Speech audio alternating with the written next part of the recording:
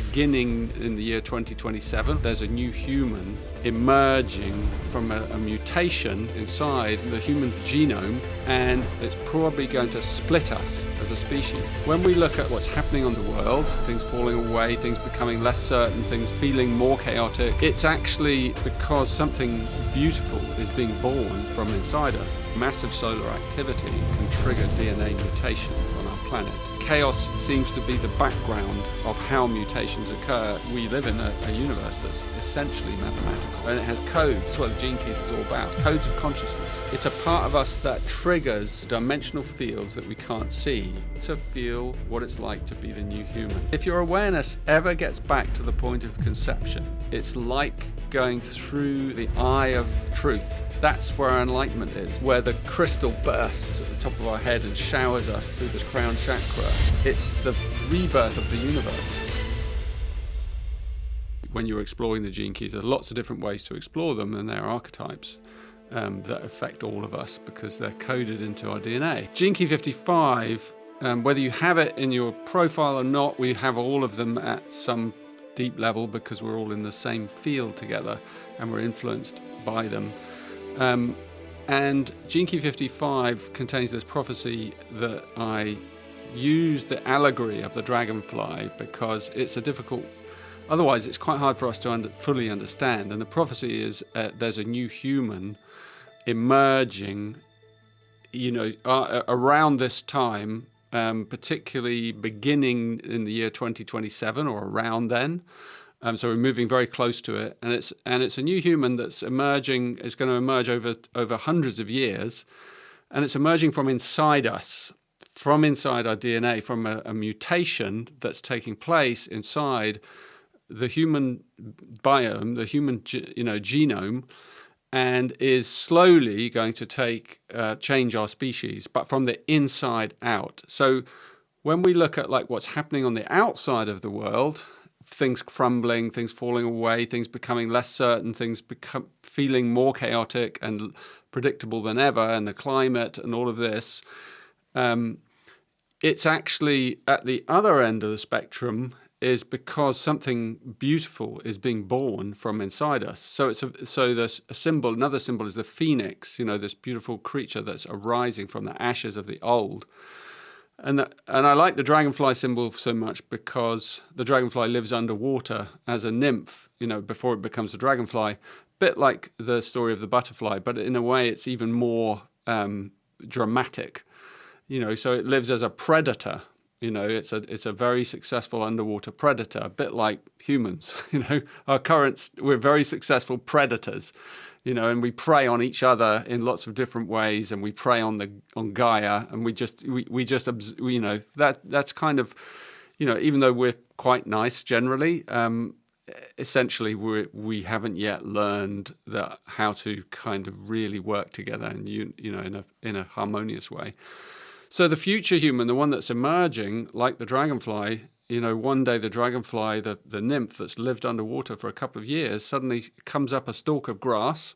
And I apologize if you've heard this story before from me, or you already know. It comes up a stalk of grass or a reed, and it comes into the light. And it's never done that before. It's never left the water. It's never come up out of the water. So it comes up out of the water, and it's hanging on this stalk in the light, and then the sun, the solar energy starts to work on it, and the series of mutations that have been going on inside it that are invisible, suddenly kind of crystallize, and this whole change takes place very, very rapidly. So if you consider it's lived 2 years or 3 years underwater, in the space of several hours, it becomes an entirely different creature. So the old form of it just splits open, and the water in it, that's the old element where it was living, actually creates a hydraulic pressure throughout the insect and starts to crack open the old skin, the larval skin, and then these wings appear, and then the thorax, which is that amazing, the body, starts to uncurl, and it splits open the old casing. And then you have these incredible wings, and if you've ever seen a dragonfly up close, you will see the remarkable iridescent color. So it goes from being this kind of grey, dark-coloured, monochrome creature living on a sort of in a sort of low dimension, horizontal dimension. It suddenly becomes this incredibly complex being. And the other thing about the dragonfly is its eyes. It has one of the most advanced eyes of any creature. It has a fractal eye that's arranged in a hexagram type structure. If you look very closely at the dragonfly's eye, and you can see it's a fractal kind of holographic sort of instrument, right? And it revolves also in really acutely and quickly. And so it's able. The way it navigates, we can barely imagine how it navigates. It must see geometries, everywhere it goes, and it's one of the most aerodynamic, ancient, successful flying creatures on the planet. So it becomes a dragon. So this horizontal creature becomes a multidimensional, iridescent dragonfly creature. And obviously the wind then takes it and explores its new life and its new realm. And that level of change is what we're looking at. That's the prophecy of Gene Key 55. We're looking at that level of change and that speed of change. If you can apply that, it doesn't mean it's in a few hours, but if you apply it to us, like for hundreds of thousands of years, we've been operating at this one horizontal frequency. And this happened before a long, long time ago when Neanderthal split and there was a mutation, and then we became Cro-Magnon man and we became Homo sapiens. We call the Homo sapiens, slightly ironically, because we're not very wise yet.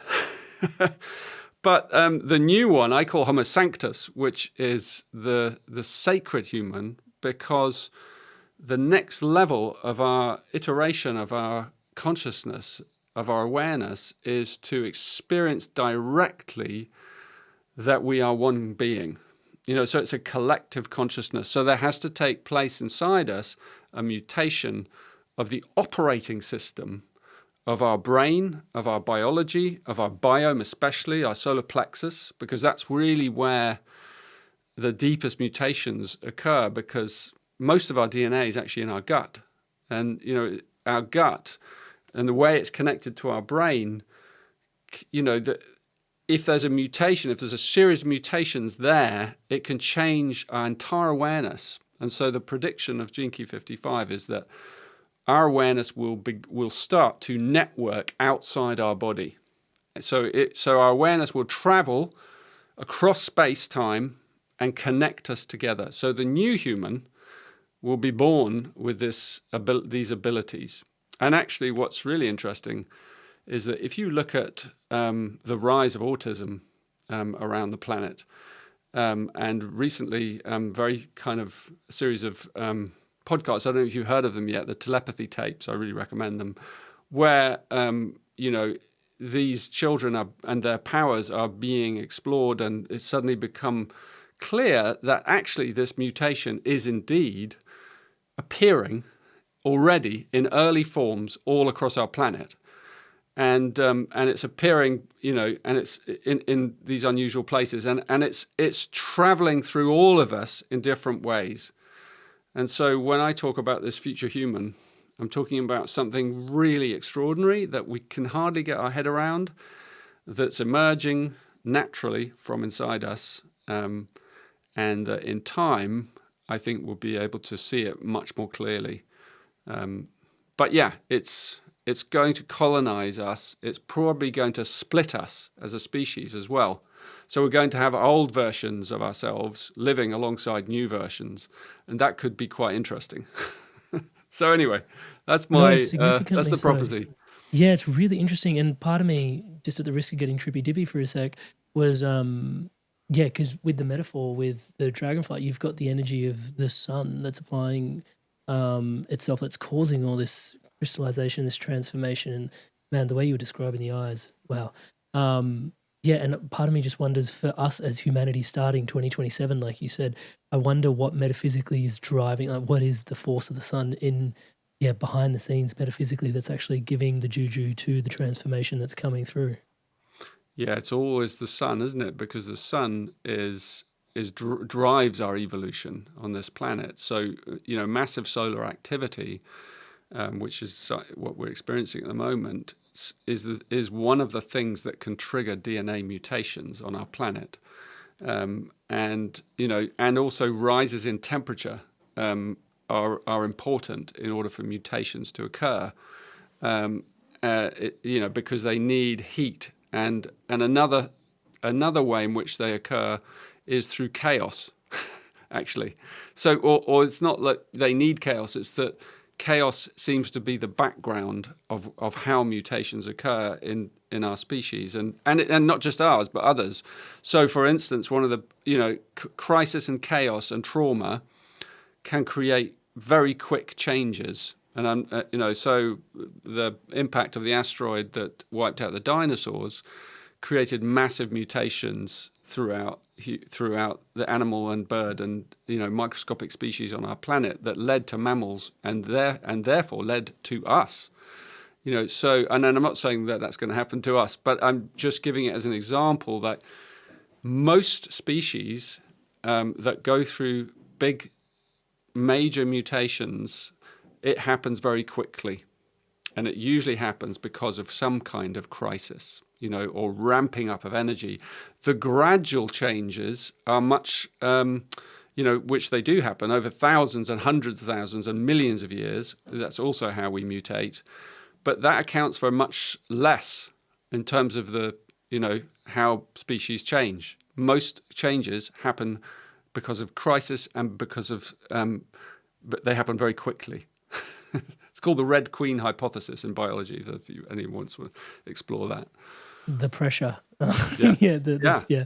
It's really interesting because one of my questions was going to be, you've recently, what do I say? Do I say you pulled together or it came through? The star pearl has started coming through. And it's really interesting. I'd love to hear. Well, my first question is, why now, do you think, given that this prophecy of 2027 is ahead of us? Is it coincidental that this star pearl emerges at this particular moment in time to help us navigate potentially chaos, uncertainty, etc.?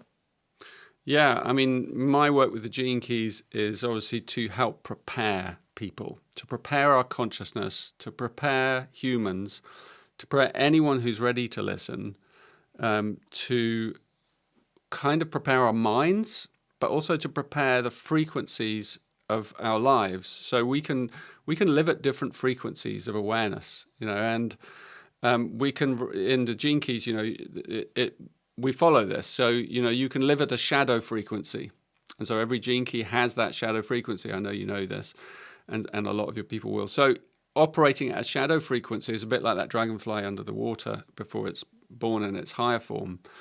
Operating at a shadow frequency means we're operating out of an old part of our brain that's fear-based, that's anxiety-based, that doesn't feel comfortable, that has kind of closed down its higher faculties, and is living in a quite sort of firmly materialistic viewpoint, that does not in the least bit feel safe. In fact, it feels very, very unsafe, even though, so it clings to things that make it feel safe, whether that's intellectually or whether that's, through, cling to each other through codependent relationships and things, but so, that's the shadow frequency, and it locks us into very tight little lives and patterns and what I call harmonics. So quite closed harmonics and frequencies. When we begin to sort of awaken inside us and our heart begins to open and we begin to heal some of our woundings and our traumas from childhood, and we begin to consciously work on our inner life, on our inner world, so we're not always distracting ourselves through the senses because we don't want to feel the numbness or the pain or the anger or whatever it is that we're carrying. When we begin to work on that and we begin to heal ourselves, as many of us are, whatever your pathways are, we begin to explore, we begin to unlock the gifts that are latent in those shadow patterns. And that's what the Gene Keys shows us. It shows us gifts hiding in shadows, which is a beautiful thing. And then even in those gifts, as they begin to emerge, and they can be very creative, they can unlock a huge creativity in our lives, like what you're doing. It gives you a higher purpose, a higher mission, that feels really good, and then it sort of leads you on a journey of purpose, and you suddenly feel like you're here doing the thing you're really meant to be doing. And what you'll find is the universe then wheels around you because your harmonic has shifted. And I'm not just being new agey, it's like that you're generating a higher frequency harmonic, through your biome, through your body. And that changes the environment and the way that things operate around you. So you draw different forces towards yourself that are also more harmonic, more harmonious. And so you enter that frequency of the gift. And then in Gene Keys, we call the siddhi the highest frequency. The siddhi is a Sanskrit word meaning like divine emanation or sort of superpower. So when you look in your Gene Keys profile and you look at the words and you can look at those words for those siddhis, you're looking at your superpowers, literally. We have latent superpowers, the dragonfly in us. What can we really do? What can we really achieve in life? And so, that's, as we follow our gifts out into the world, they eventually flower into these superpowers, that become, and they connect us into this higher consciousness, the very highest, more transcendent consciousness that is our natural state. And we start to realize, for example, that we're not isolated beings, that we are mystical beings. We are eternal beings, actually, traveling through we're not the body. The body, the soul being, the presence of our life force and our awareness lives outside the body, and so we are then able to access higher aspects of our operating system, so we start to become the future human in a way from inside us. And it's happened for, millennia. I mean, people have unlocked these things for millennia. You don't have to look far in writings and things to find what people have unlocked, over the past, and they've found these abilities that we have inside us, telepathy or omniscience or deep layers of forgiveness and compassion that are just or ecstasy. Our natural states are more ecstatic than we could possibly realize, but most of us have no clue about those dimensions. We're like, what do you mean? I'm saying to someone the other day, since I was a boy, I had this ability to enter into ecstatic states, spontaneously. And I was describing it to this woman. She was saying, like, I have no reference point for those things you're describing. And I said, I was just walking the other day in London. I was just walking down the street and it hit me. Waves of ecstasy started to pour through my body. I hadn't taken anything. It's like it's always been a natural thing for me.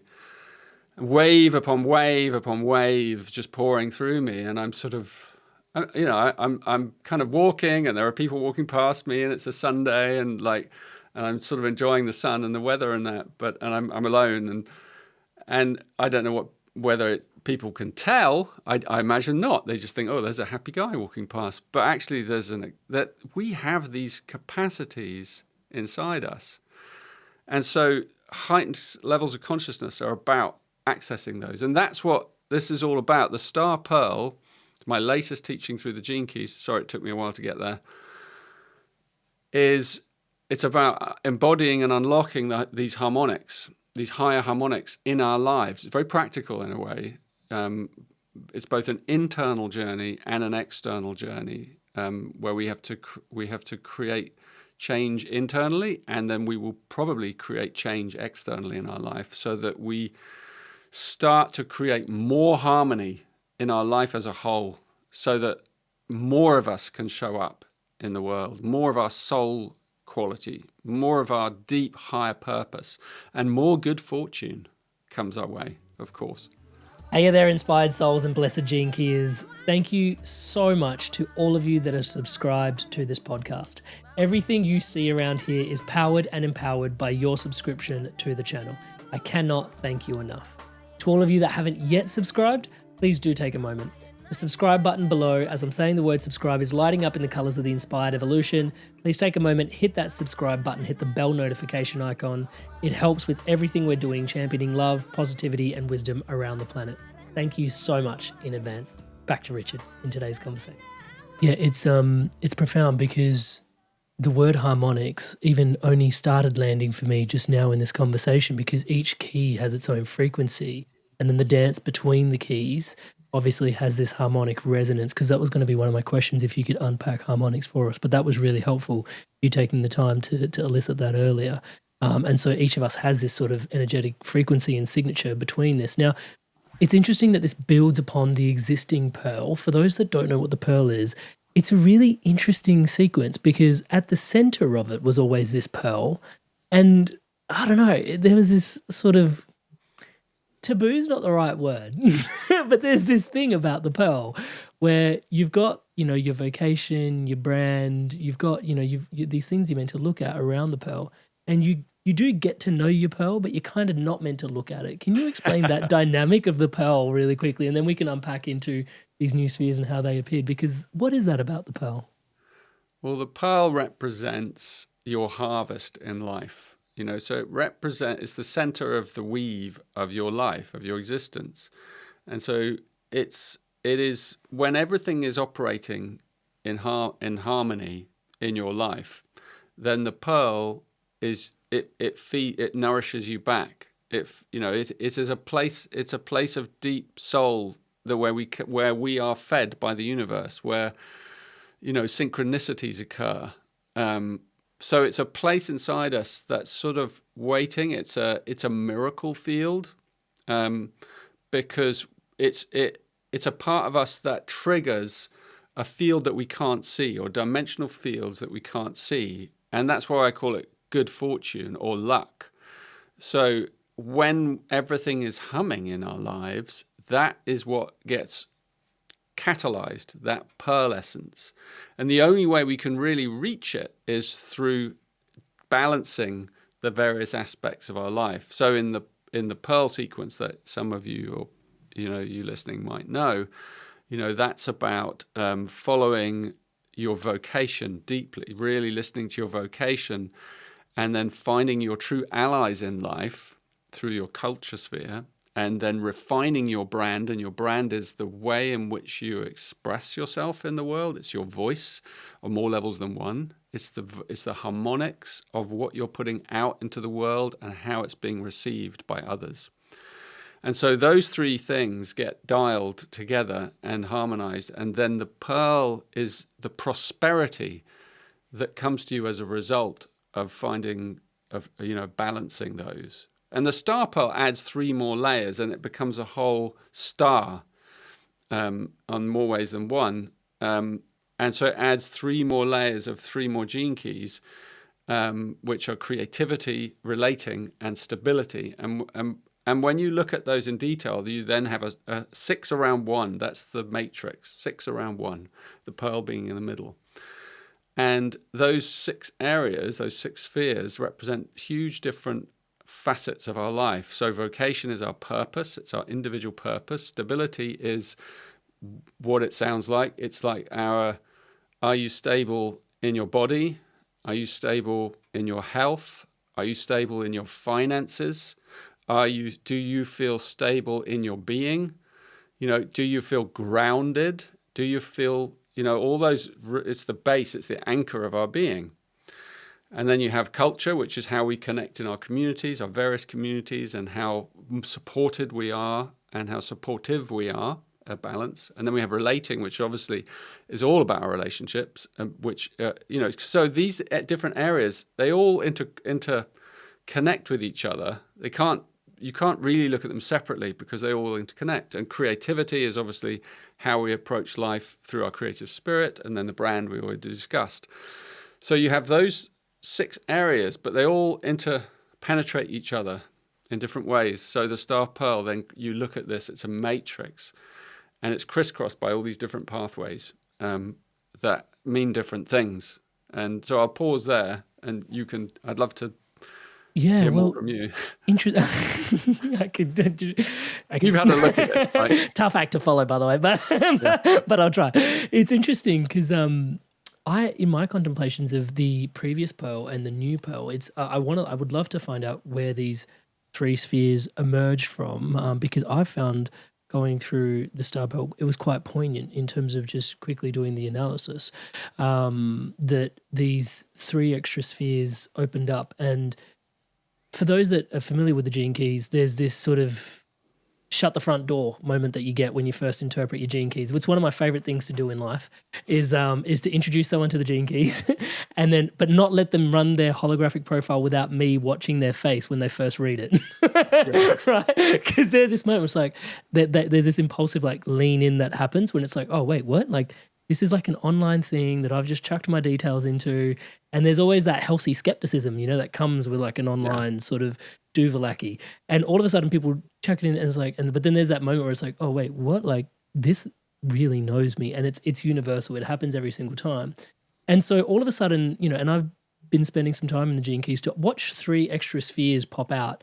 I was just like, wait, where did these come from? But also in the art of contemplation, I spent a bit of time sitting with them, not a significant degree, but for me, just to sort of voice back to you, I found it really interesting because it felt like there was almost like this out there for the world, which was the existing pearl, which was vocation, culture, and brand, which was like my interrelating with what's going on out there in the world, even though the Gene Keys is a very internal process. But I found stability, relating, and creativity very internal, like more inwardsly facing. And I found that quite poetic at this particular moment in time because, like you said, there seems to be a prophecy going on that starts 2027 potentially. But there's also there's so much uncertainty in the world right now. And I think people are really struggling to navigate it at this particular moment in time. As a life coach, I see it happening left, right, and center.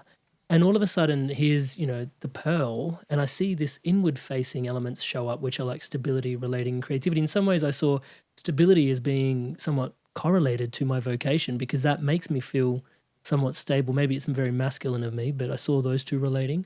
I found relating to culture and almost being culture in action for me personally would be relating. And then I saw creativity was very linked to my brand in some ways as well. So those were my limited foray into the contemplations at present. But there was this very much this awareness that what was emerging in the Star Pearl seemed to be somewhat of an antidote to the, I don't want to call it chaos, but you said chaos is transformative. It's probably the word. Like there's a lot of chaos out there right now, Richard. And these If you take stability, for example, as an archetype, many of us think stability means feeling safe, and to a certain level it does, but actually stability is not a fixed thing. Stability is like a gyroscope. It's like us constantly having to move to balance. So it's about how we deal with crisis and chaos. That's how we feel stable, not through wishing that everything would suddenly be stable, because nothing is stable and nothing ever will be stable because we're going to die for one thing, right? So that in itself means that we kind of have this, this short thing. There's nothing, that in a way, the true acceptance of that is what leads to deep stability, and being able to open our hearts to difficulties leads to more stability and resilience. And so stability has many layers and levels, and every part of it, as I said in the Star Pearl, every part of it, it's an archetypal language that we can use and to navigate, where we're more stuck in the world. So it's very adaptable to each person, and that's what it's designed for, and that's why it's slightly different from any other Gene Keys program I've ever offered or done, because it's more complex and more nuanced and more subjective, which we can talk about in a moment. Nice. But it's, but what it does is like it shows you how does stability connect to creativity or relating, and like what, or how does it connect to the brand, my self-expression, So if I manage to, let's say I have an issue with self-expression and I decide to go on one of those acting courses, that are out there, where someone starts to help you unlock your self-expression, through you being vulnerable in front of others, and then you begin to find your voice and you find the spirit, and then you go through this incredible process that could be months or years even. What you'll find happening is that deep inside your being, you'll feel more stable inside yourself because you've changed one area and it's affected another area. And you might find it also has affected your sense of vocation, because in that journey that you've just undertaken, you might stumble across deeper layers of your purpose in life. It might just come to you one day as you're acting out a part. So the question is, where do you begin? Where do I need most to do the work, and how can I find the exact right thing? So it's like an engine, right? A mechanic going to look at an engine and say, how can I get this engine functioning and humming better? Because I know there's things in it that aren't working well, but I don't want to rebuild the whole engine. So I need to find out, well, where is the weak point? Where are the problems? I have to be very specific. So you have to do a diagnosis, and then figure out where to begin. And that's what the star pearl's all about. It's like, which gene key, which area shall I begin? Hi there, guys. I wanted to take a quick moment just to introduce you to my one-to-one coaching. It's something that I deeply love doing. As you can tell, conscious conversation is such a massive part of my life. And having one-to-one, deep, meaningful conversations with people where I get to show up as your brother or as the coach or as your mentor has been such a gift for me personally, and a gift for lots of the people that I have supported on the journey of living a more spiritually empowered, spiritually powered, spiritually aligned life. You don't have to take my word for it. Here's some examples of people all around the world that have experienced profound transformations through this coaching experience. Amrit is a fantastic coach. In a few sessions, he got to a depth that I'd only experienced before working with certain medicines. He's gone through a lot of the struggles that you're probably facing, and Amrit's been a really strong, supportive figure in my journey. In control of myself. I'm kinder to myself. I actually have that vision and a purpose. I do feel like I'm a better version of myself already. Amazing energy. He was easy to talk to, which made me easy to trust him. Working with Amrit at 9 o'clock on a Saturday morning, and really I was bouncing out of bed. Whenever I get off the calls with Amrit, best money we've ever spent. I would not recommend him because I don't want everyone to know about him, and then I won't be able to book him. If he gets too busy, I won't get my turn. I would say absolutely. There's no way you can work with Amrit for a period of time without being transformed. So if you're considering him as a coach, do not hesitate, because you won't be disappointed. Alrighty, so hopefully that's inspiring your evolution onwards and upwards. And if you are so inspired to evolve, you can book in a one-to-one call with me directly at www.amrit.coach/life. And guys, if I can say so myself, I do think this is something quite special. Most people that I see building things online don't really work with people this deeply, this intimately, one-on-one as things start to grow, just because it is so time intensive. And yet I'm so deeply passionate about the transformation that comes from one-to-one coaching that just isn't available anywhere else. It would be my absolute honor and a pleasure to support your spiritual awakening, your spiritual path, your spiritual unfoldment. It is my life's work. I look forward to seeing you in the call. Back to today's podcast. Yeah, I found that extremely fascinating, the self-assessment tool, because I've always found even just us going on the online retreats quite, well, not quite, extremely profound on a prescriptive journey. It's like you've got your profile and you work your way, let's just say, through the activation sequence, and it's massive.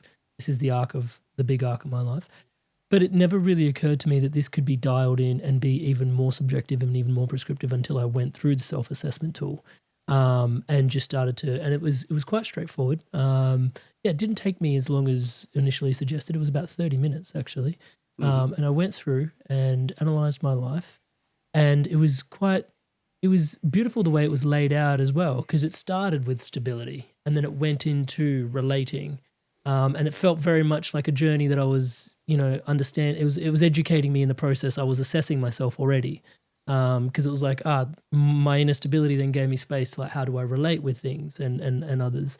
And then from there, the better I relate, it's almost fundamental. And it's like, then your creativity, has space. It was not Maslow's hierarchy of needs, but it kind of had that sort of hierarchical sort of feel to it. And then the interesting thing that popped out is once I put it all in, the description, once again, I was referring to this before our call. It gave me this interpretation of kind of where I landed, given where I'm at the moment. And the initial test you call the dissonance, almost like the dissonance test. And then the next test is, I think, is it our strengths that we decode? Yeah, strength. Yeah. And then we move our way into the Merkabah. Maybe we could talk about that journey a little bit. But the key thing I got in there from there was all of a sudden this triangle emerged in terms of what I could be working on. I got a couple of things, this triangle of keys to work on specifically, which was really refreshing, but also kind of painful. And I think I was referring this to you before, because growth is a discomfort, sort of, they have that relationship. And all of a sudden up pops this triangle and I'm starting to interpret it. And it's like, oh, this is poignantly painful in terms of exactly what is hurting in my life actually right now. And that was profound because once again, the gene keys, like I said, my favorite thing is watching people the first time they do their gene keys and watching their face. It's like, oh, this is really where I'm at. And it's masterful how it does that. Obviously I sound like I've drunk the Kool-Aid, but it does that. And so, yeah, the triangle I got, for example, was internal abundance. That is what popped up for me. Maybe you can describe the dynamic of these triangles and maybe that's an example we could run with. Yeah, it's a nice one. I mean, just backing up a little bit, like, so people know, like the Star Pearl as a program, it's going to take you through a journey through your gene keys of creating more harmony in your life. That's its purpose. And it begins with a self-assessment, that you were talking about. And the self-assessment is very kind of dialed. It's very nuanced. And so each sphere, you have about 9 questions. And they probe quite deeply into your life. This is for you. It's completely private to you. You have to assess your own life. So there's kind of, there's a need for a level of self-honesty, and the program sort of invites you about that. And it sort of takes you on introduces you like this is you here, right? There's nothing to hide. If you, and the first thing it asks you is, are you the kind of person that would over-assess yourself or under-assess yourself? So everyone knows the answer to that immediately. Like, well, I'm a little kinder to myself, or you're a little bit harsh on yourself, Amrit. Yeah. Right. Typical Virgo. Yeah. So the program says, well, knowing this, I would like to invite you to be a bit kinder to yourself, or if you're someone that is overzealous, we ask you to hold it back a bit, on your score. Just be aware of it as you go through, because you're going to give yourself a score out of 100 on a sliding scale, and there's a slider. And you'll get the self-assessment has 3 sentences, a low harmonic, a mid harmonic, and a high harmonic, right? And those sentences allow you to kind of tune into which sentence am I closest to, and they describe things in your life. So if you're doing stability, a low harmonic might be something about I'm undermined by my health a lot. I'm dogged by health issues, and I can't seem to get out of it. It might be something like I'm feeling more stable than I was, and I'm working on things, and it's this process that's taking place. And then the high harmonic might be like I feel deeply stable in the world. I'm not worried about the planet. I deeply accept everything that's going on, and I feel secure inside myself at all levels. Something like that. So you're asked to kind of see where you are in that, and then put the slider to a percentage. So you might give yourself 42, and then there's another 8 questions in stability that go into different areas, and you do the same. And then you move through all the spheres, and it should take, as you said, 30 minutes to 45 minutes, and you're asked to do it in a calm space, in a ritualistic way if possible. So you take your time, and it's something quite enjoyable. It's an enjoyable journey in itself. It's quite deeply probing for you to actually ask yourself these things, and not overthink it. Right? That's another thing you're invited. Don't overthink it. We want you to be using your intuition here, as well as measuring your logic, and not to be too obsessed by numbers. And and it's also colored, so it's colors. But we'll get into that in a minute. Yeah, and then all those scores are sort of averaged out in each sphere. And so you then get an overall score out of 100, a harmonic score for your level of stability in the world. And you gave yourself that score by looking at these different areas of stability: money, finances, assets, health, all those things, connection to nature, everything that's about stability, your body, all of it. And the same with relating, and the same with the brand, and all of them, and creativity. Creativity. How do I approach my problems creatively? Do I approach relationships creatively? Am I playful? These kind of things. To what level do I enjoy play? These kind of things. And what you'll see is that you might give yourself a high score in one area and then a low score in the other area, and they balance themselves out, right, into an overall score. So it's really interesting what your overall score is, because then all the spheres around the pearl are averaged out, and put in the pearl, you get an overall life harmonic score. That's a really powerful thing to know, right? Between 1 and 100. And they're arranged in colors. They're not like the normal colors of the spectrum. They're kind of nice, creative colors. Like you're I got ochre, right? ochre. I got Ochre, ochre. yeah. Yeah. So And it was the ochre range. 37.5. Yeah. Yeah, so that's in the 40s or 50s. Yeah, I think it's 37 and a half, just under 40. Okay, so that's in the range between 30s and 40s, right? You're hard on yourself, you know, because if you know, but that's great. You're honest as well, deeply honest. So that means you got some work to do. You got some elevation of consciousness. You got some Painfully harmony. poignant. Yeah. So it's best to be really honest, and I really admire that, Amrit. And so you know, each band that you look. So if you've got 40 or 20 or 70, you know, or 62 or whatever, it places you in a band that you can then look up and go, oh, I'm in lapis or whatever it is. What does that mean? And it describes, this is a person living at lapis, you know, or living at ochre. These are some of the issues you might be facing. These are some of the gifts that you might be unlocking. This is how it might feel. And then you can kind of register and go, I'm going to read the next one up or the next one down. I think that's where I belong. And then if you're asked if it feels right, then you've probably nailed it. But if it doesn't quite feel right, you might want to redo your assessment the first time so that you start in exactly the place that feels resonant, right? So you might redo your assessment and, you know, through a new view, because, you know, then you find yourself landing exactly where it feels right. Yes, I'm a sort of 45 or whatever. That does feel right. And then you're on a journey. As you said, what the algorithm does in the program is it then takes your 3 lowest scores and it creates a triangle for you. And there's 20 different triangles possible actually in the Star Pearl, and they all have different names. And yours was, what was it called? Internal abundance. Internal abundance. Yeah. Yeah. Internal It's abundance. a beautiful one. It's working between vocation, it's working between relating, and it's working between creativity. So, stability, creativity, and vocation. Sorry, those 3 things. So creativity, stability, and vocation and stability. And that's quite an interesting one, because in the Star Pearl, when you look at all the crisscrosses, and any of you want to go and you can look online now, you can go to Gene Keys and you can go free profile, and you can, or you can go to the Star Pearl on my homepage, you know, and click in to explore more, and you can get your Star Pearl profile, and you can look at that, and what you'll see is, you'll see different, you won't see obviously your scores because that's something you have to do in the program, but you'll see your gene keys living in there. But what's powerful about this is you get to see, you know, okay, so Amrit has you've self-selected 3 keys in 3 spheres that you're with a triangle with 3 pathways, and the pathways have names as well, and the pathways have connotations. So in your triangle, you know, the pathways all that go around the outside are called the pathways of structure. The pathways that crisscross but don't go in through the pearl itself, they're called the pathways of flow.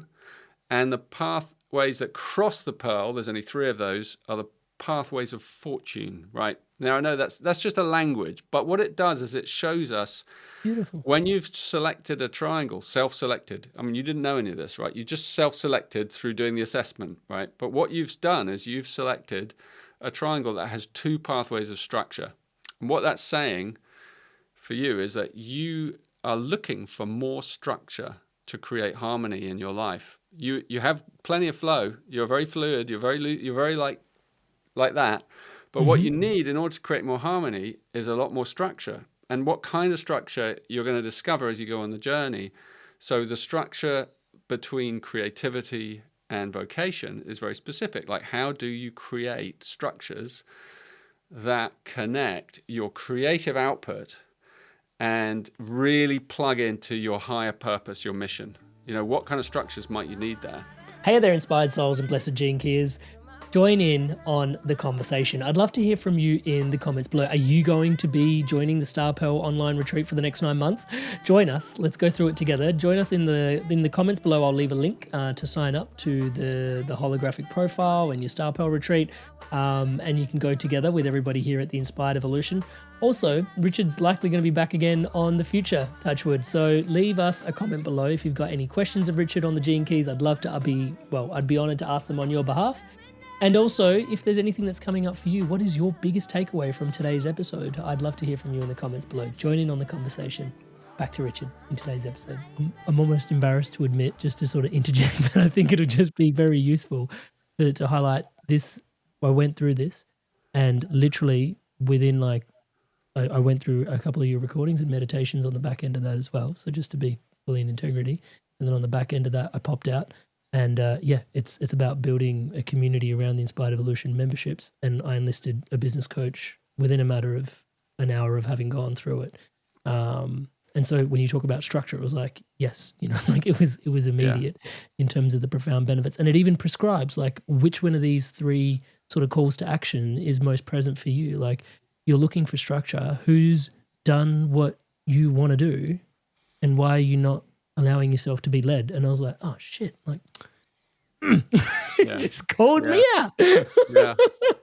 And it's obviously to do with abundance because it connects to stability, and stability is about feeling that abundance. And so it's like, how do you go about, so to begin with, there's an inner journey and there's an outer journey. The inner journey kind of comes first. It's like internal abundance. How do I generate that internal abundance and tap into it permanently so that it makes me feel secure?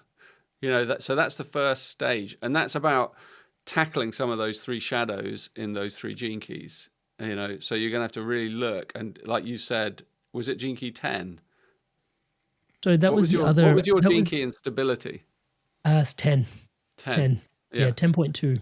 Okay. So 10 is when, and that key is formed from position of planet Saturn, right? And Saturn's a real kind of, it's like if you want to get grounded, it's like if you want to be grounded, then they're really understanding that gene key is going to be like key. It's going to put you through some lessons. And second line, there are in the Star Pearl there are new keynotes for everything. This has been 5 years in the making. So there are new writings, there are new keynotes, there's new teachings, there's new meditations, there's new journeys. There's 5 years worth of work in this program, right?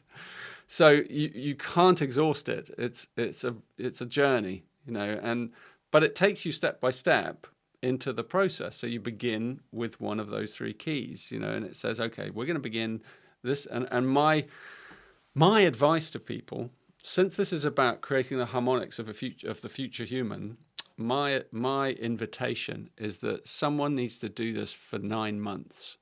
For a minimum of 9 months. It's a big journey. You're going to do your first self-assessment. You're going to get 3 keys, 3 shadows, 3 things to work on. I suggest you do 1 a month.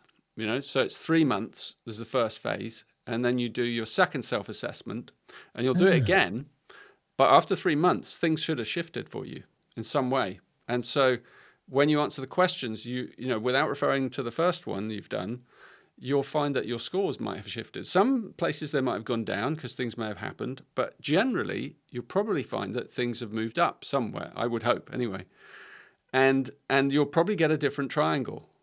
You may or you may not, and then your emphasis, it's like you've fixed that part of the engine, right? We're going to shift over here and we're going to work on the carburetor because that's a bit rusty, and so you get a different triangle. And then so you do it for another 3 months. And you're not just doing internal work, you're also invited through the program. We have like these incredible workbooks that come with the program that you won't have seen. And they are created out of your gene keys. So the workbook is personalized, tailored to your journey. So you have a tailored workbook that you can print out, or you can take to a professional printer if you want and get a really nice one done. And then you're going to work through that, and it asks you to like think about things, to work on certain areas, to create to action plans about, well, how am I going to create this structure? What do I actually need to do? And so it invites you on like a big journey. You might need to have discussions with professionals, and that's going to be part of your journey. But you're also doing it on the inside. So you're doing an inner work and an external work, because we want to kind of adjust our life so that internal abundance can start appearing everywhere, and you start to generate it through the pearl, which is the one in the middle, remember? And it's the only one we don't score consciously. It is scored through all the other areas. So if you then make an improvement in one area, and then you come to your second or third self-assessment, that score will go up, and that score will then shift the whole energy of your life. And you're scoring a part of your life. You're just reflecting, well, my relationships are way better than they were 3 months ago because I've been doing this work. I went on this course, or I did this thing, or I went to a therapist. I actually did something, because the Star Pearl is like saying, guys, you've got to do something if you want to see this change. You've actually got to take some steps, but it's up to you to analyze yourself, to maybe get help, to follow your intuition, to find the correct route so that you can make these adjustments, internal and external.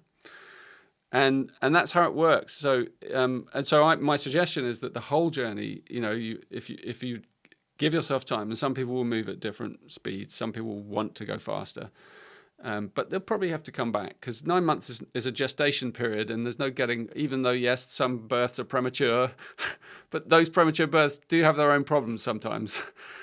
So it's like, if you want to conceive a future you or a new you, it's going, 3 trimesters is a powerful journey. And it takes time to do, to create lasting changes in our life.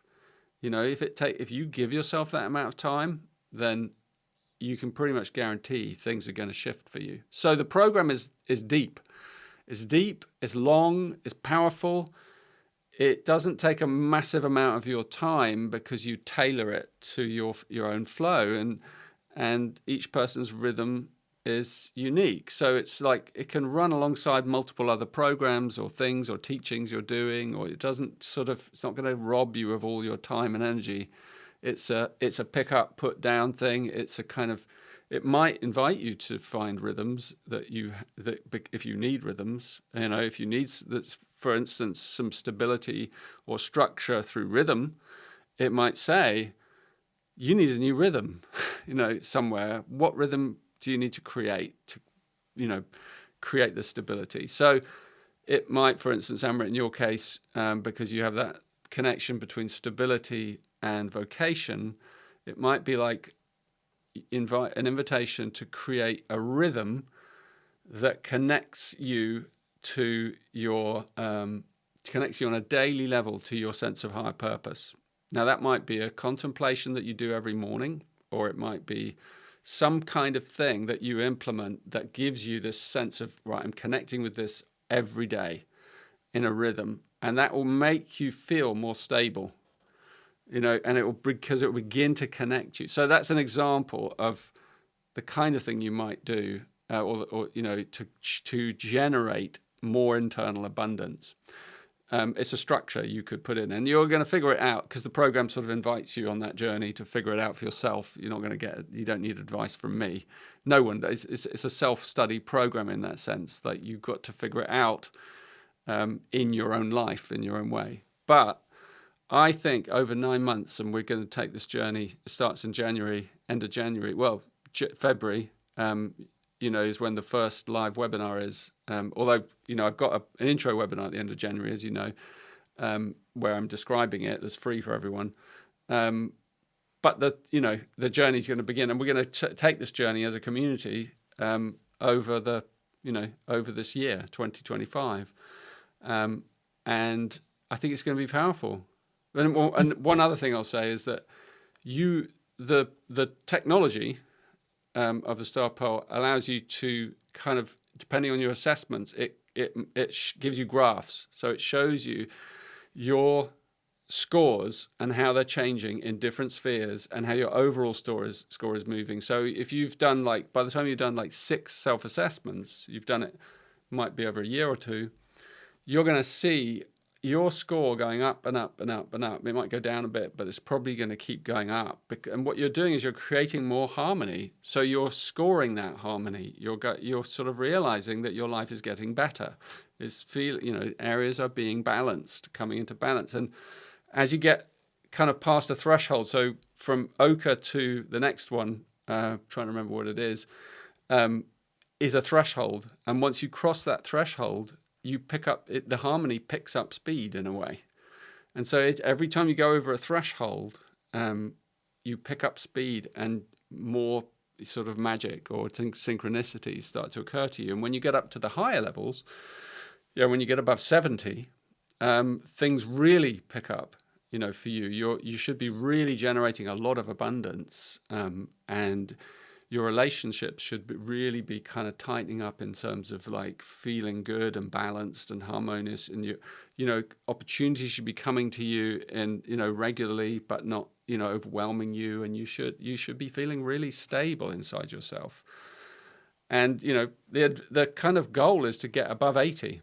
If you can get your life up at above 80, you don't need any more tools ever again of any sort.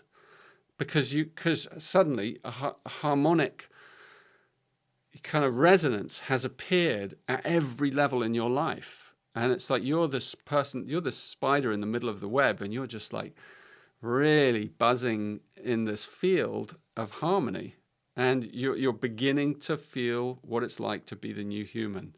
So you're beginning to resonate with the future harmonics of our species. And that's what this whole program's about.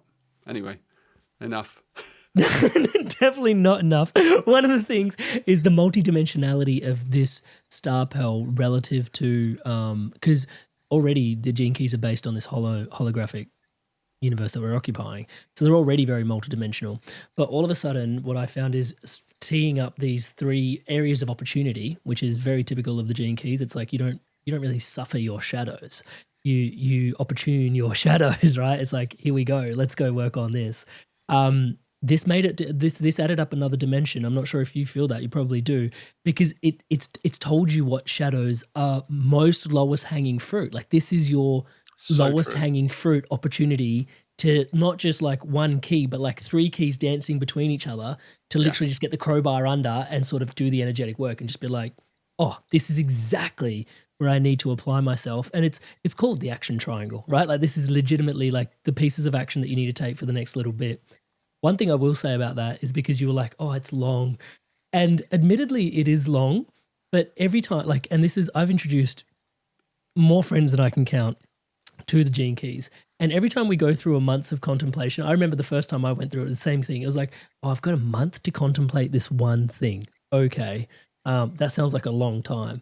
And then by the time your next key rolls around, you're like, oh, I'm not quite sure I'm done. Yeah. I need more time.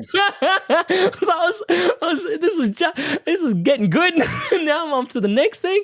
Dang it. Okay, I'm going to have to do this retreat again when it's offered next year, because I know I got to go deeper. So it is long, but also somehow it's not. And one of the things I wanted to speak to in there is, like you said, it's a self-paced course. You pick it up, you put it down. I don't know if this is how everybody approaches it. The third self-assessment tool is called the Merkabah, and I'd love to get your insights on what a Merkabah is and also why, because what I find these Gene Keys retreats extremely potent for is they hold space for me in terms of this kind of, I don't want to say a grid or a mesh lies out, but that's kind of how I see it. It's like, here's the arc of what you're going to work through for the next little bit. And like I said, I enlisted a business coach, blah, blah, blah. We're going to build out a membership and a community. It's like all the things will fill in under this massive arc that's now been very tailored to exactly what I need to work on, touch wood. So for me, it's been poetic timing, because obviously there's stuff that needs addressing and we're here to address it. But yeah, do you see it as kind of like that energetic space holder when people go through this? Or am I being too grandiose? And maybe that's just my worldview of it. And what is a Merkabah and how does that? Yeah, no, it is. When you look at it, it's 6 around 1 with all these, sacred geometries going across it. It is a Merkabah. That's what a Merkabah is. A Merkabah, it's rooted, that word, in Judaic wisdom from the Kabbalah. And a Merkabah is it can be interpreted in different ways depending on the tradition.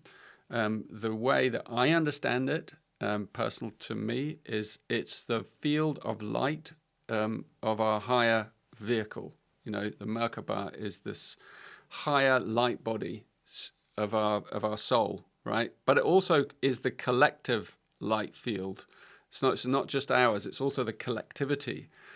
So as we sort of tune our light body, our Merkabah, our interdimensional field, and it's tuning, right? We take these tuning forks and we're tuning different areas of our life, and we're coming them into we're bringing them into resonance, and then the whole Merkabah starts to hum, and then we discover a deeper Merkabah, which is the collective one, the collective field, the higher field, and we start to move in resonance with this much heightened field, with the literally the harmony of the spheres, so we start to come into this high dimensional field, and that's where these different gifts start to emerge from inside us, because we're tuning our endocrine system, we're tuning, our biology, we're tuning our biome, and I can guarantee you that you go on this journey, you're going to change in some way your diet, because it's going to become part of your process, because you're going to be looking deep inside and feeling and tuning to your biome and your biology.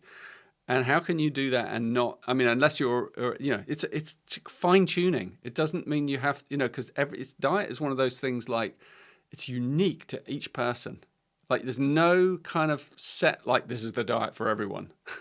It's like, what is your specific, and it might be month by, each time you do an assessment or an action triangle, you might shift what you eat and I don't just mean diet as in nutrition as well. I mean, like, higher nutrition is what you can look at different levels, because you're going to be making subtle adjustments to your being, your biology, and all of it.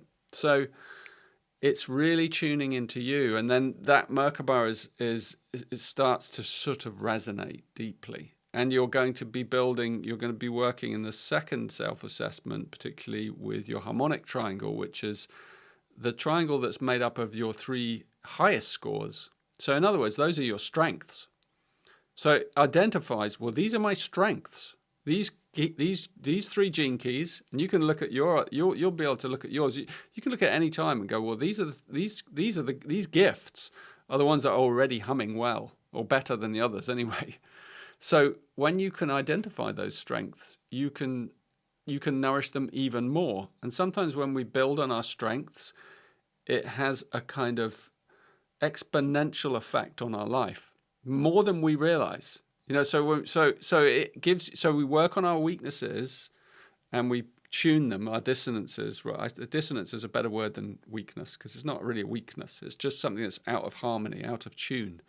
So as we start to tune those shadows, we then also start to kind of dial even more the gifts. And that kind of then brings the siddhis into play, these highest keynotes, like the overtones of consciousness.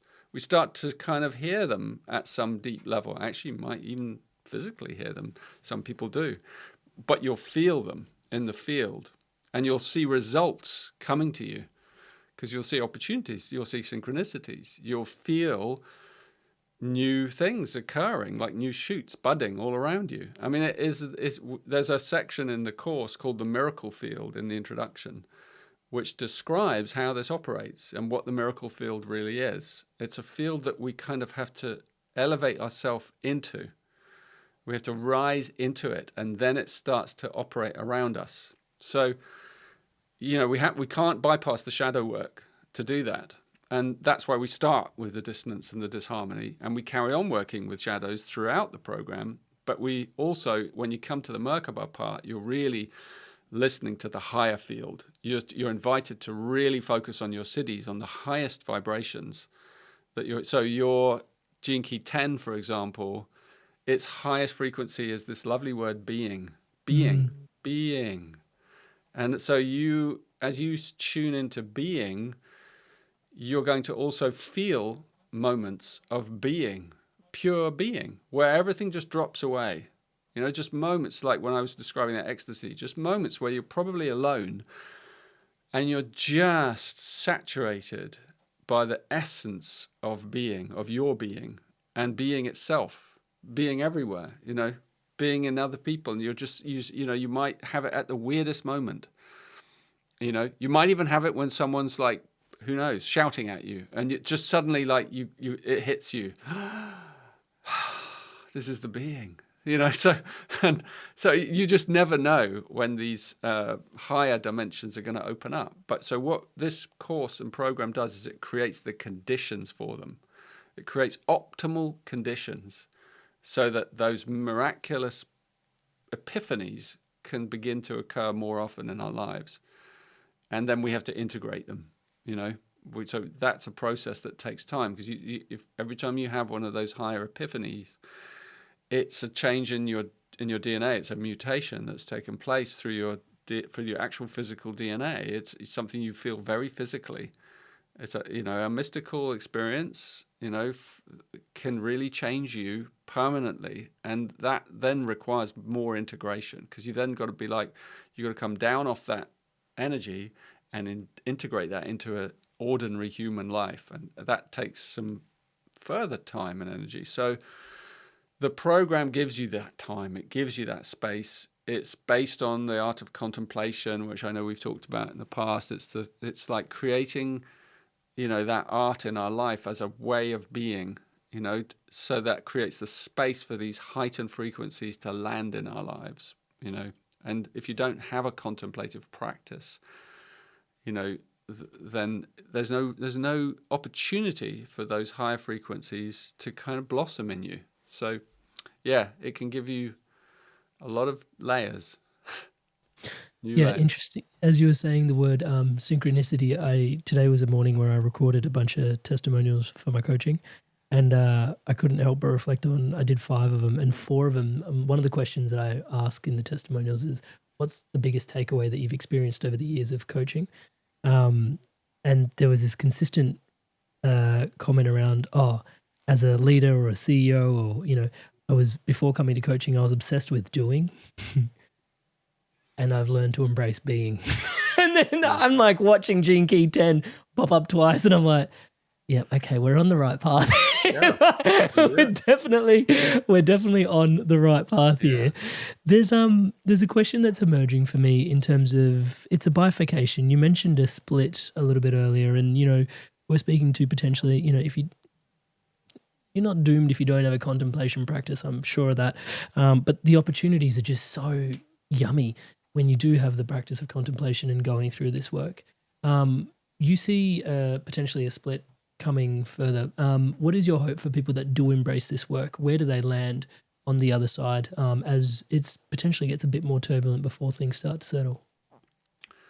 Well, you know how I did a funny mini marketing video yesterday that I recorded spontaneously for the Star Pearl, and it just sort of came to me, and in it I was saying about abundance, and how the law of attraction, and I was sort of saying that that's a slightly misunderstood law, because the very wanting to have more money is the very thing that's in the way of having more money, right?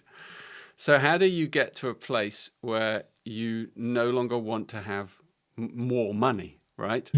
Even though you you have to understand what that motivation is in you. And so the Star Pearl helps you to look at motivations. And so the question I asked was would you rather, if you were given the choice, would you rather have lots and lots of money, or would you rather have ecstasy, right? Natural ecstasy, right? Which one would you choose if you had to choose one, right? And I said, if you would choose money, then just to go away. This is not for you, right? Go back and enjoy your life, right? But if you chose ecstasy, then you're on the journey towards finding the right motivation, and because then you're looking for what's the source of the wish for more money? It's actually it's you want the inner wealth. It's like your inner abundance. It's the inner wealth. If you can create and generate the inner wealth, then the outer wealth will follow, right? But you have to sort of go on that journey to pull out that weed of like, oh, well, it's not wrong to want that, but you have to see where you have to follow it to its source, and then kind of realize, oh yeah, so you bring your focus to the inner abundance. And once you start doing that, and my joke was that if the law of attraction kind of really worked in the way it can do, then all my spiritual friends would be really rich, and they're not. In fact, they're always looking for money to do the things they love. So this program resets and recalibrates all of this, because it includes assets. It includes the building of assets. And because those are some of the questions you're asked, right off the bat. Well, you may have deep spiritual gifts, but you are nothing in the bank. So what score are you going to give yourself in that question? So you can give yourself a high score for like spiritual assets, but if you haven't got anything in the bank at a financial level, you better give yourself a low score for that one, right? And that brings the other one down a bit, right? So you're then being really honest with yourself, and you're then going, well, okay, I have to work on all these things at the same time, but I have to understand that the outer rests on the inner. So when you find this kind of deep contemplative kernel or at the core of your being, and you give it your attention, and you're able to follow it into like, actually, these are things I actually need to do to attend to in my life. Money isn't an evil thing, it's not like something it's actually something, it's going to emerge out of my creativity, so I got to approach it creatively. And it's going to probably emerge through really good, clear relating, through good connections, and through my connection into community, and through my alignment with my self-expression in my brand, and so if when I speak there's some sort of fear or desperation in the frequency, like I'm trying to get your attention, like I want to get your attention, come and buy my thing, if there's even the subtlest nuance of that in your voice, it's picked up immediately, and people switch off, or they just go over. Whereas if there's true authenticity, if you really are kind of coming from that place of, I do not need you, I'm just here because this is what I love doing, then that frequency is what generates the kind of, the energy of abundance. So there's lots of subtleties and nuances in this. It's not, it's not like simple spiritual laws that you just have to live by. It's completely unique to you where your blind spots are. And that's what so I don't know if I've answered your question, but it is a very practical tool. And it also can be, what excites me as well is a whole community, so you can do you'll do your self-assessment anonymously. But all those scores will be fed into the kind of overall algorithm, so we can see the algorithms of a whole community month by month moving through this, and the app will track, the web app, the program will track a whole community moving towards harmony. It's nuance, it's ups and downs. It's like, so this month brand as a whole went up 2 points, and relating went down a mark, or whatever it is. So you get to see and it's all anonymous, right? So we're sharing it together, and you can choose not to share it as well if you don't want to. But it's really interesting to see, how does a collective blossom? So that for me is the experiment over 9 months this year. I want to see a community blossoming around the world, Yeah. And also, if for those, I'd like to, once we get to October or something, I'd like to start hearing some of the stories of the breakthroughs that people have had. I'd maybe like to hear them earlier. Like, if you had a breakthrough in month 7, and your score went from 40 to 60, I'd like to know what happened. What happened in your life? Something must have happened. Some miracle must have happened. Let's collect the stories as well as the data, because the data is really interesting. and maybe your stability. You just don't know. Once you start plugging the miracle field, it's like it's open season for all of us. None of us know what could happen. But as a collective, I think it's enhanced even more because this future human is a collective field, is a collective consciousness.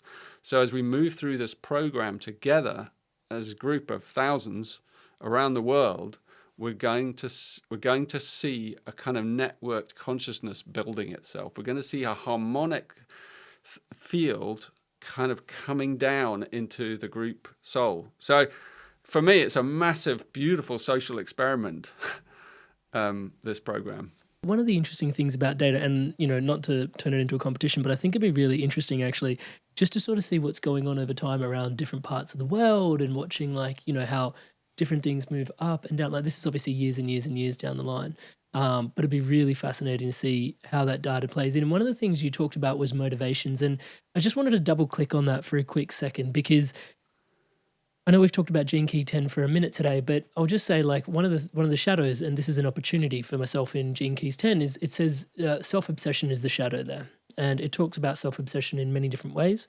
And one of the points that I just extracted out of here to share today, because I thought it was useful, because this is where the Gene Keys introduces you to information that you potentially haven't looked at it before. So self-obsession, while there's a reactive dynamic that may be narcissistic to self-obsession, there is a self-obsession which can also be expressed through an attitude of self-denying. These types of people live entirely for others, compromising their own power onto outside authority figures and living through unhealthy martyrdom patterns. And that was really frustrating to receive, because when you read self-obsession, all of a sudden it was like, oh, that's narcissistic. And I'm like, that's okay. I feel like I've worked through most of that stuff. And I was like, what about martyrdom? And all of a sudden, like being a Sikh by faith, there's been a lot of, my ancestors have, given up their lives for the faith and the cause significantly. And all of a sudden it's like, oh, I can definitely feel that frequency in my system. It's like, if there's a cause that's bigger than me, then I'm just me, and all of a sudden it's like, oh, where are you showing up like that in your life? And when you look at self-obsession, all of a sudden martyrdom would not be something at face value you would equate it. But were it not for the Gene Keys, I would not have had that rake sort of trawl through and go, actually, there's a whole body of work here, bro. And I just wanted to double click on that, because understanding our motivations, understanding our shadows, it can sound like, oh, yep, like I'll see a key and I'll understand it. But actually there's so much dimensionality to the prose that's written behind each shadow that opens up, let alone when you start to then contemplate it for yourself. I just wanted to tuck that in there, because I think it speaks volumes as to the dimensionality of this work. Yeah, thank you. I mean, it was crafted over many years, Gene Keys, and it's the result of a synthesis of so many different areas and disciplines. And so it's very nuanced, and it's a deep work. In that sense, it's like, A Course in Miracles. It's a huge work you undertake, and a lot of it is left to you to kind of sift through and pick up on that. So congratulations for picking up on that and really reading that detail and kind of going, that might describe me or a pattern that I have inherited, because it's a sort of reverse underside of narcissism. It's like, I'm not narcissistic. In fact, I'm so not narcissistic, I'm going to give away all my power. And it's sort of, at that level, it's a weird form of narcissism, because it's still trying to get attention, isn't it trippy? unconsciously, but in a different way, And so it's still drawing attention to the self by negating the self, Yeah. And these nuances I find amazing, and I know a lot of psychotherapists that use the Gene Keys in different ways To support them. I'm not surprised. for kind of to pick up on some of those nuances. Yeah. I mean, I remember I was in a meditation one time, and I had a bit of a breakthrough, a significant breakthrough, which was my whole life. And again, another Sikh tenet in faith was humility is just something we push for. Like we grind our nose against the anvil for humility. It's just, and if you're humble, like everything opens up to you, right? Like that's the belief system. But then also there was this reality check moment. I was like, oh, all this pushing for humility.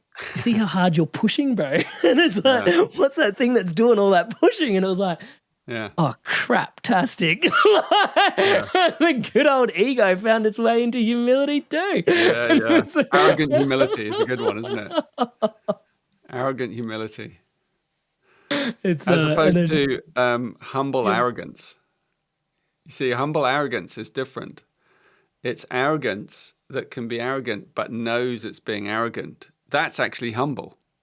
Because it's willing to I'm going to say this and I know I'm going to cop a load of stuff for it and that people are going to project the hell on me, but I'm going to say it anyway. That's actually quite a humble thing to do at some level. If you're fully aware, if you're self-aware and you're like, oh, I'm going to cop it, but here goes. If you're non-defensive.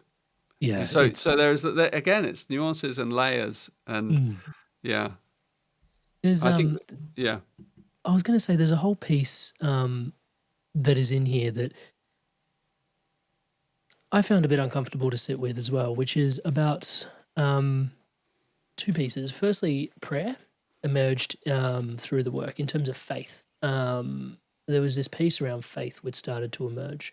And it wasn't sort of faith which is like blind faith. Maybe that was just my action triangle that popped this up for me. But it was faith in a way that is much more, if you're not going to carry the faith that, that this is unlocked, like this internal abundance, like that, it's just going to stay faith locked. One of your pathways? Yeah, I think so. I think so. Yeah. And I found that really whoa to sit with. I found that quite profound in that it wasn't this sort of blind faith, because oftentimes when we talk about faith, I could interpret it as in yep, I'm going to blindly believe this because I'm, believe in the blessings that it's going to come. But it was actually you could feel there was this was trying to build structure energetically around faith so that you could actually reorient yourself around something. And it was the first time I'd ever interpreted faith described like that, almost like a prism that was going to if you could just align your faith, then light will start to pour in and you'll start to see everything, mate. Yeah. Or you might look at it as stability or structure. The right structure actually gives you faith. So the more you have the right structure in your life, in structures or inner life, and that might be a rhythm of prayer or whatever it is, that actually will build your inner faith. Isn't it? So you're creating the conditions so that you feel more faith. And I don't mean necessarily faith in a religious way. I mean faith in the self, faith in the cosmos. And faith is maybe it's maybe just on the way towards truth. So truth is faith still has a little bit of uncertainty in it, right? It's vulnerable, powerful and vulnerable, because faith is but truth is I'm there, I'm in it, I am it. Whereas faith is how am I going to get to truth? So I love that journey. It's a beautiful thing, I think, faith, if it's understood in that way. Yeah, I'm working, I think it's Gene Key 63, which has the truth element in there. And the shadow being doubt, which makes for a great podcast interviewer with the gift of inquiry. It's a great element in there. But the bit that got me, which every time I listen back to the Gene Key recording, it's you're not really doubting if you're not doubting your doubt. I was like, Richard, go away. That's what I say to the skeptics of the world. If you're really a true skeptic, you'd be skeptical of your skepticism. Every time it gets me. Every time I hear that piece, I'm just like, my goodness, there's medicine in that. It might sound pithy, but mate, I'm unraveling. This is super helpful. One of the things I wanted to point in there is also at the vocation level of our pearl. It'd be remiss of me to have a conversation about the pearl and not point to the fact that our vocation is built upon our core wound. There's a dynamic there where our deepermost gifts and our biggest challenges are deeply interwoven in this particular lifetime. I just wanted to shine the light on that and give you an opportunity to speak to it. Yeah, well, that's the teaching around the Venus sequence, which I know you know, and some of your listeners here probably have been on that journey with us, the Venus sequence work, which culminates because it's about our trauma patterns through childhood and the 7-year cycles of our imprinting, and how the sacred wound, which is the kind of the seed of suffering at the core of humanity, at the core of life, in fact, in a way, is passed on genetically at the point of conception, and how our specific kind of biovehicle is encoded with a matrix around that wound. It's very specific to us. It's karmic in a way. It's part of our Merkabah, and where the areas of our Merkabah has been shut down, and therefore where our growth pattern in that life is going to be. So our dharma, which is our destiny, comes out of our karma, our wounding, and so it's like understanding what is your encoded suffering, your core wound, and we each have different core wounds, and you have a gene key specific for that, a shadow, and a line number that's specific to that. There's only 6 of the lines. So you get to see, I have a very specific core wound, 57, gene key 57, line 1. That's my core wound. And the line 1s are all like deep repression. It's like real fear. It's like closing down, constriction, numbing, the things that I felt as a boy because of the situation I found myself in.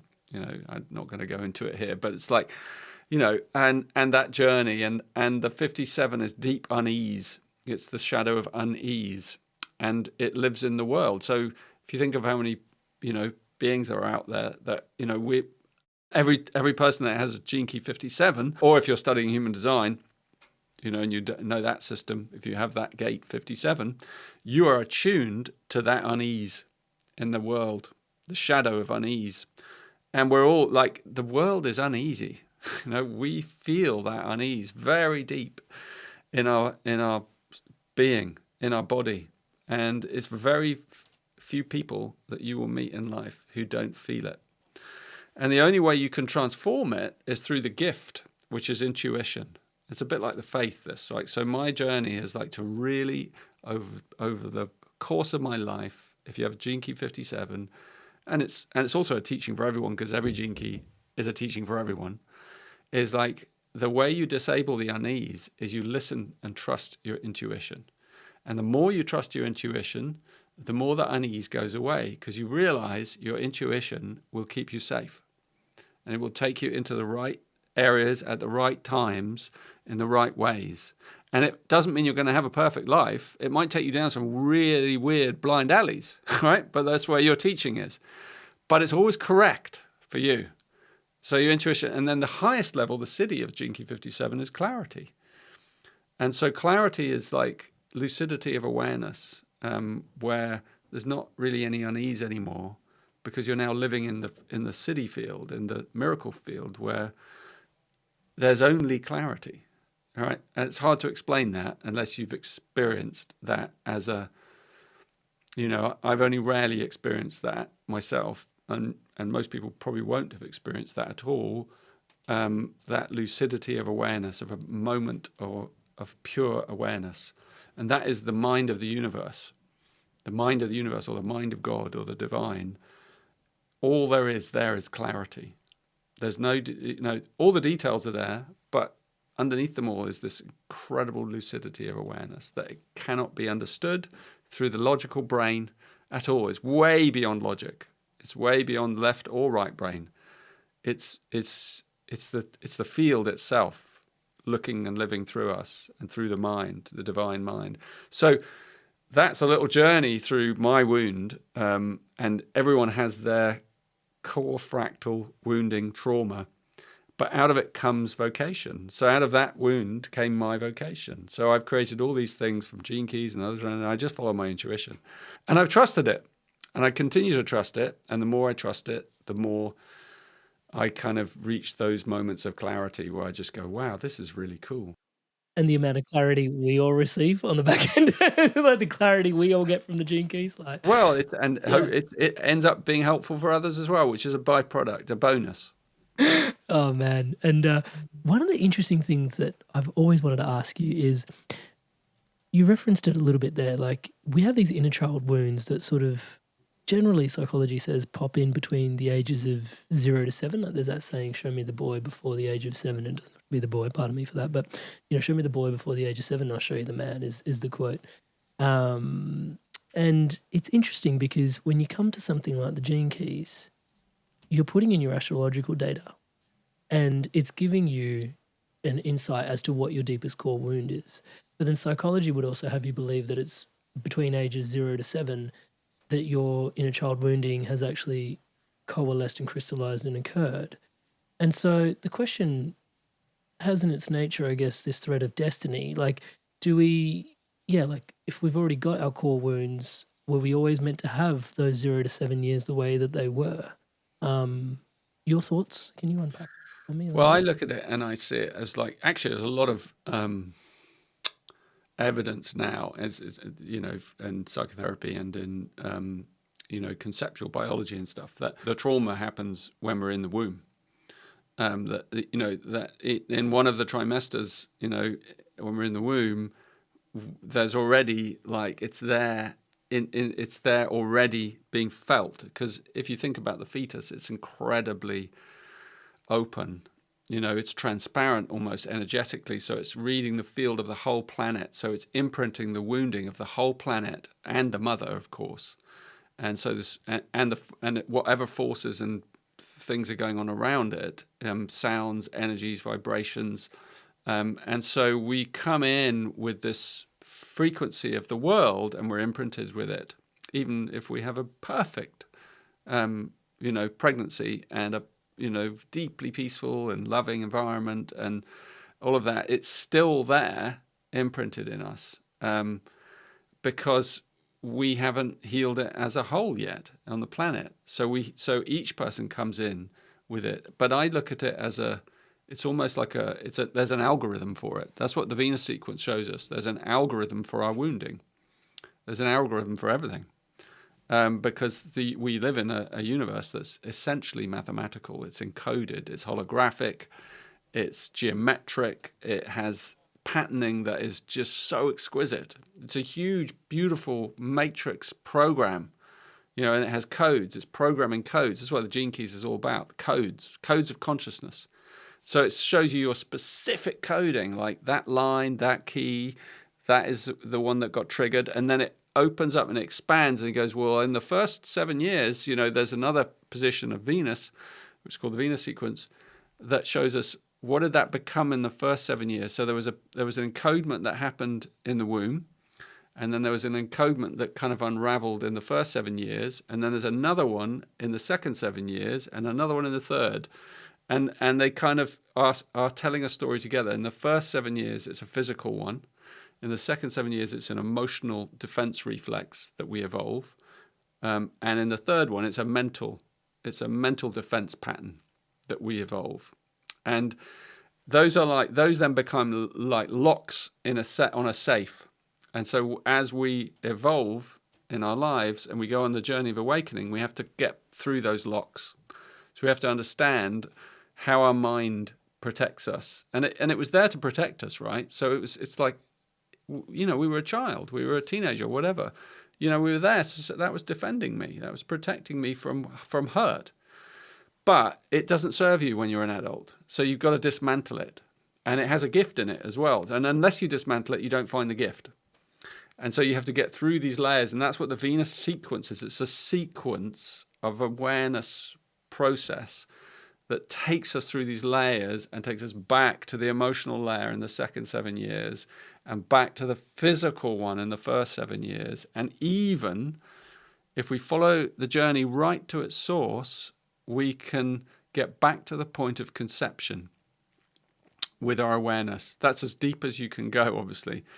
And if your awareness ever gets back to the point of conception, because it's traveled through that wounding, and if you're a deep meditator or contemplator, and you do it your whole life, or you're very advanced in your spiritual gifts, you may get to that point, and it's like going through the eye of the eye, the eye of the eye, or the eye of truth.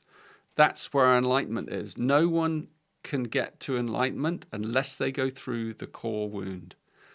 The core wound is the way to enlightenment. So anyone that achieves that self-realized heightened state of awakening or enlightenment has to have gone through that eye. That is what they call the narrow gate, and you see it in all the great mythologies. There's this tiny little hole.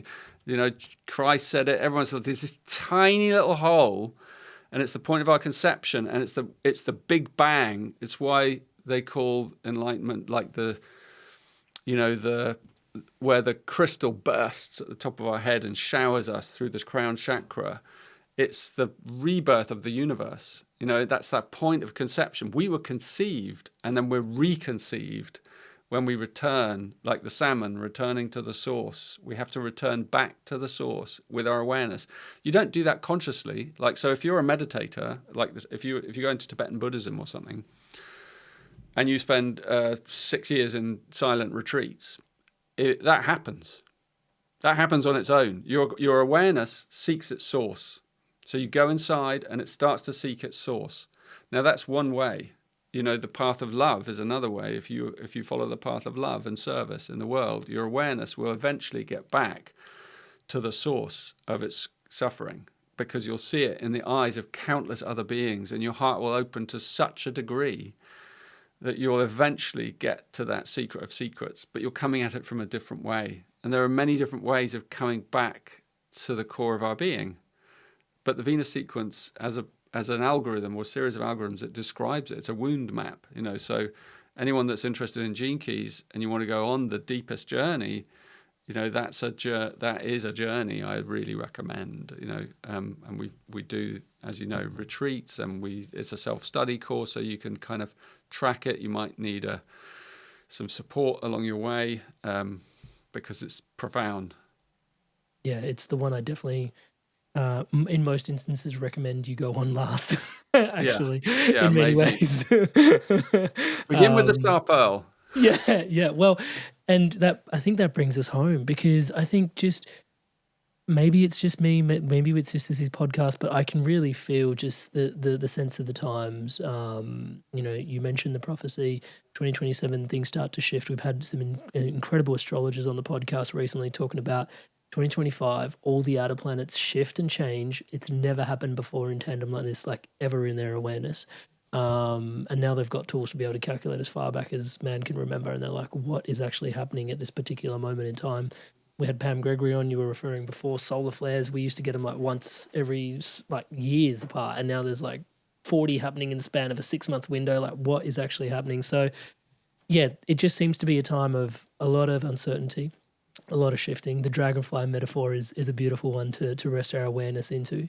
And yeah, I mean, for me, just it provides such a great energetic template and space holding over the next 9 months to dive into, that I'm really excited for the Star Pearl, and also just the opportunity. It seems like the Gene Keys have just come alive in a whole nother way, because you were previously going through the retreats, and yes, you were doing your work as you were contemplating along your path, but now it's like, hey, let me just come down and meet you exactly where you're at for a minute.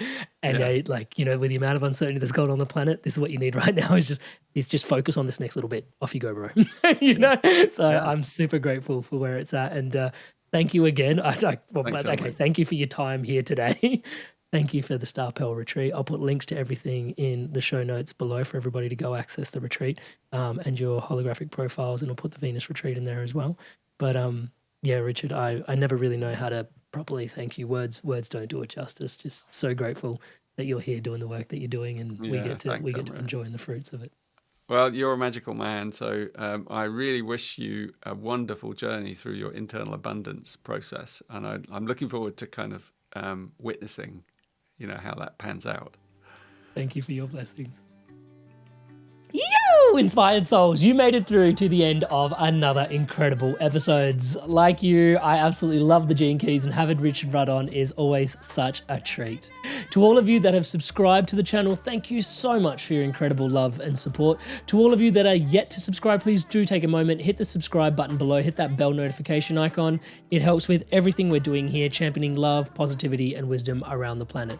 This entire channel is powered and empowered by your subscription to the channel, so thank you so much in advance. Now, on screen for you to continue your inspirations to evolve.